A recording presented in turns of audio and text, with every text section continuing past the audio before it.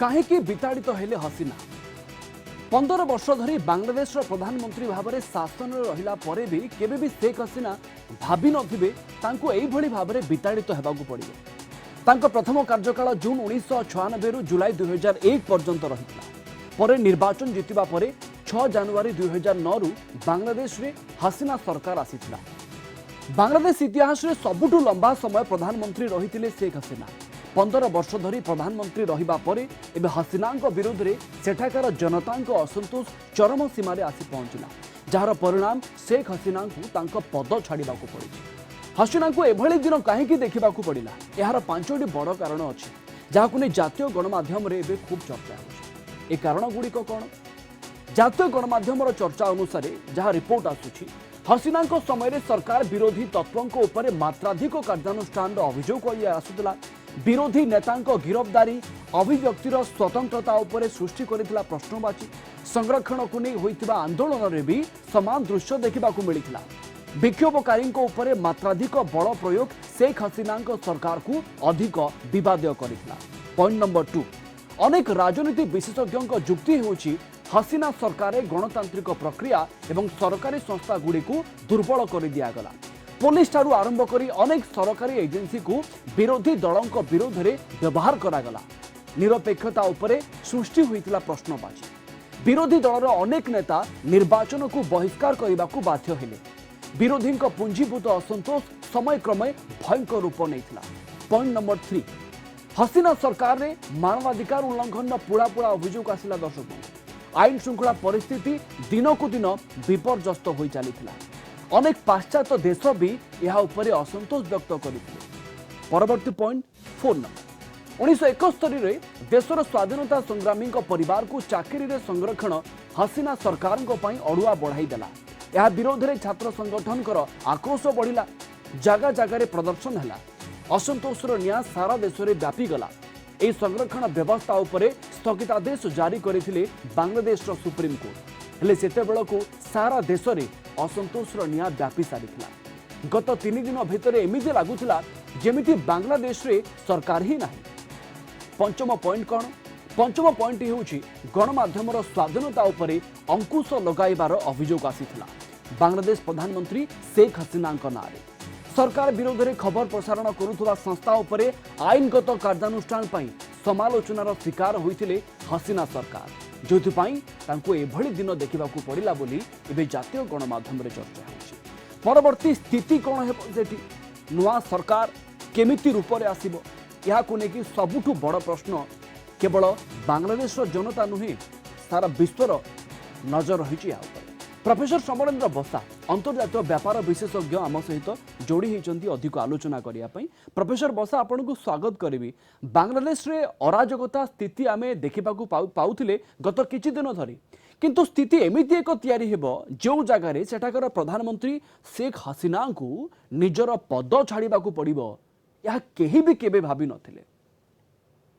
देखो 1974 को आम इतिहास पृष्ठ उल्टाइले प्रथमे मुजिबुर रहमान जुग सरीला 74 एवं जहाँ जहाँ मिस्टेक्स से स्वाधीनता संग्राम पर से मिस्टेक्स को सीधा सड़क राजनीतिक आकार दे सत्ता भितर पूरे कोटा आकार कर दिया 30% एवं तार प्रतिफलन स्वरूप आफ्टर 4th टर्म जिते शेख हसीना जुग सर आरंभ है 5 अगस्त 2024 एवं एमिति परिस्थिति सृष्टि है जो एते मात्रा अशांत है देश सेठारु से पदर रिजाइन दबा सहित देश छाड़िबा गोटे प्रकार बाध्यतामूलक परिस्थिति तेणु ये परिस्थिति रे शेख हसीना जो आम देखु बर्तमान what is the lacuna in this जो राजद भितर जो शासन काल भितर जो 3 टर्म रे जहाँ टिके पता को आसी नथिला 4th टर्म पर आम देखिलु विरोधी दल कंठ विरोध कले, विरोधी दल को चापिले,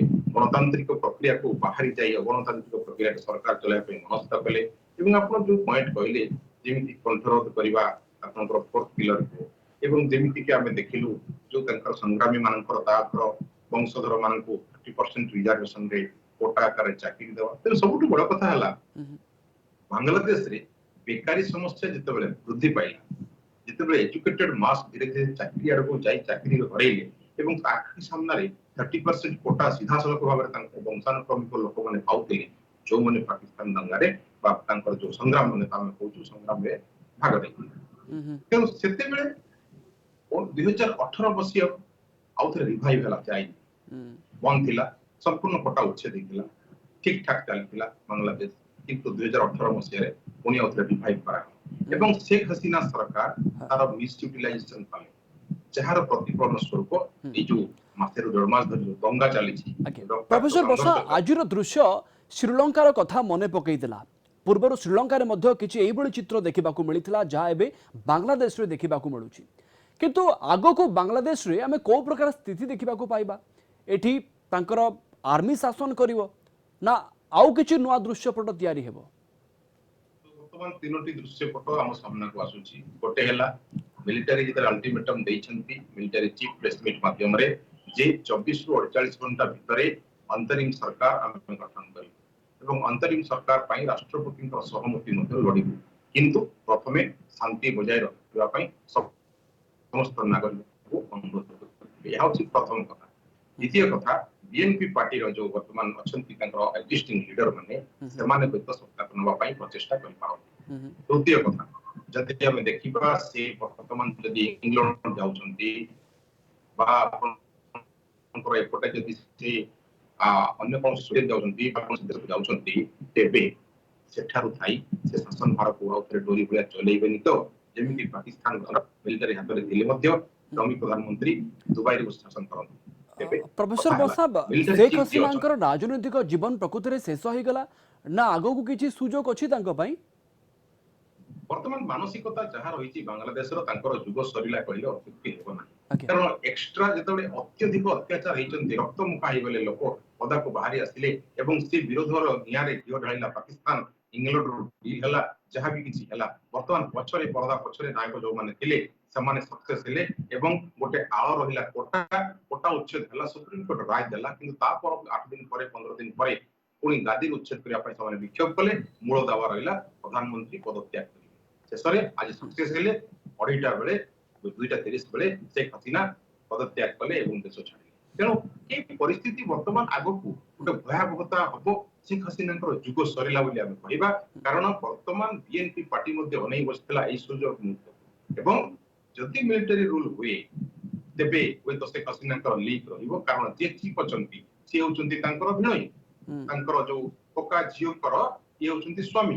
तेणु वर्तमान भिणई जदि शासन भार संभाळिले मिलिटरी रूल जदि हेला तेबे हुए तो किछि मात्रा रे हसीनांकर छाया जो हम कहबा छाया क्षमता उपभोग करिबो। प्रोफेसर बसा कहा जाए गणतंत्र रे विरोधी दल को छाया सरकार बोली कहा जाए, किंतु एई जगह रे विरोधी को केमिति तांको कथा सुना जाई पारिबो, तांकर कथा केमिति रखा जाई पारिबो, बोधे शेख हसीना को ठीक भाव में जना नथिला, विरोधी को हैंडल करिया बोधे से जानी पारिले नाही, जोतु पई एभली स्थिति तयारी हेला बोली कहा जाई पारे कि जदि एभली अराजकता तयारी हेला भी जदि विरोधी सामना को आसी थांते सरकार को समर्थन करि थांते लोक मान को बुझेई थांते जो छात्र माने आंदोलन को ओल्हाई थिले सेमान को बुझेई थांते ताहले एभली स्थिति तयारी ही न थांता, किंतु सरकार को मोटिव थिला सरकार को अभिमुख्य थिला केमिति विरोधी को स्वर को चापी दिया जाई परिबो।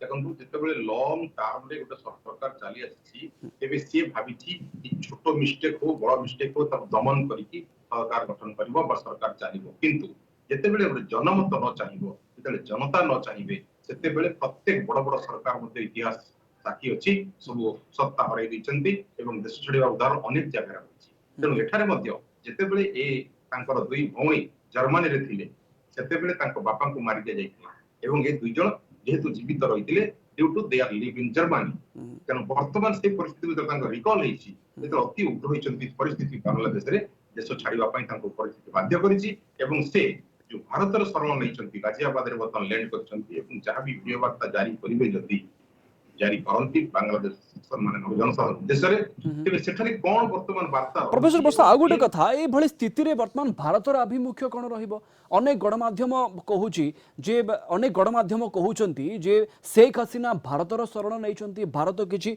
उपाय पांची पारे किछि करि पारे, भारतर किछि रोल अछि जगह रे, भारतर आभिमुख्य कौन रही पारे पूरा घटनाक्रम को लेकिन ଦେଖନ୍ତୁ ସେଥିପାଇଁ ବର୍ତ୍ତମାନ ତ ବିରୋଧୀ ଦଳର ନେତା ରାହୁଲ ଗାନ୍ଧୀ ସିଧାସଳଖ ଯାଇ ଜୟଶଙ୍କର ସହିତ ସାକ୍ଷାତ କରିଛନ୍ତି ଏବଂ ପ୍ରଧାନମନ୍ତ୍ରୀଙ୍କ ସହିତ ସାକ୍ଷାତ କରିଛନ୍ତି ଏବଂ ଯୋଉ ଡିସିସନ ବର୍ତ୍ତମାନ ବାହାରକୁ ଆସିବ ବାସ୍ତବିକ କଣ ରହିବ ଭାରତର ରୋଲ କାରଣ ଭାରତର ସମ୍ପର୍କ ମହାତ୍ମା ଗାନ୍ଧୀ ବେଳୁ ଆମେ ଦେଖିବା ଇନ୍ଦିରା ଗାନ୍ଧୀ ବେଳୁ ଦେଖିବା ରାଜୀବ ଗାନ୍ଧୀ ବେଳୁ ଦେଖିବା ଏବଂ ଏବେ ମଧ୍ୟ ନରେନ୍ଦ୍ର ମୋଦିଙ୍କ ସମୟରେ ଗୋଟେ good relationship with Bangladesh there is nothing any disputes with us କିନ୍ତୁ ବର୍ତ୍ତମାନ ଯେତେବେଳେ ସେ ଗୋଟେ ବିପଦରେ ପଡି ବାଂଲାଦେଶରୁ ବାହାରି ଆସି ସିଧା ଅଗରତାଲାରୁ ବର୍ତ୍ତମାନ ଗାଜିଆବାଦ ଯୋଉ ଭାରତର ଶରଣ ପଶିଛନ୍ତି ଭାରତର ରେସ୍ପନ୍ସିବିଲିଟି କଣ ରହିବା ଦରକାର ଯେହେତୁ ଜଣେ ବନ୍ଧୁ ରାଷ୍ଟ୍ର ଏବଂ ବନ୍ଧୁ ରାଷ୍ଟ୍ରର ପ୍ରଧାନମନ୍ତ୍ରୀ ଜୀବନ ବିକଳରେ ଜୀବନକୁ ବଞ୍ଚେଇବା ପାଇଁ ସେ ବାହାରି ଆସିଛନ୍ତି ଏବଂ ଆସି ଭାରତରେ ପହଞ୍ଚିଛନ୍ତି କିନ୍ତୁ ଏଠି ଆଉ ଗୋଟେ କଥା ଦିଗ ଦେଖାଯାଉଛି ବିଏନପି ପାର୍ଟି ପଲିଟିକାଲ ରିପରକେସନ ନିହାତି ଇଣ୍ଡିଆ ପ୍ରତି ଗୋଟେ ଖରାପ ରହିବ ଏବଂ ରିଲେସନସିପରେ ଗୋଟେ ପ୍ରକାର ଆଞ୍ଚ ଆସିବ କାରଣ ଯେହେତୁ ବର୍ତ୍ତମାନ